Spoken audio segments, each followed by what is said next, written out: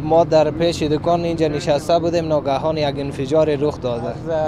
امی مسئولین بودن اینجا، انتظامات بودن در اینجا تلاشی داشتن، باز اموسون انفجار هم رخ دادن. ناگهانی از امو طرف یک انفجار بسیار شدید او طرف بودن که اونجا دیگه تعداد 11 نفر شهید شده، دیگه زخمی هایی هم موجود داشتن. بس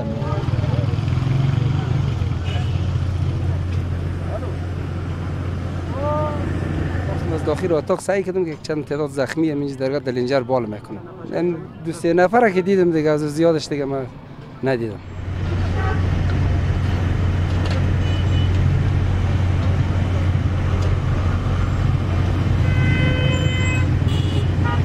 از اینجایی که ما صحنه را از دور مشاهده میکردیم، بسیار یک صحنه وحشتناک بود. فکر میکنیم در حال همه سخنرانی استاد محمد محقق بود که انفجار صورت گرفت و مسلح هم یک دفعه مردم هراسید و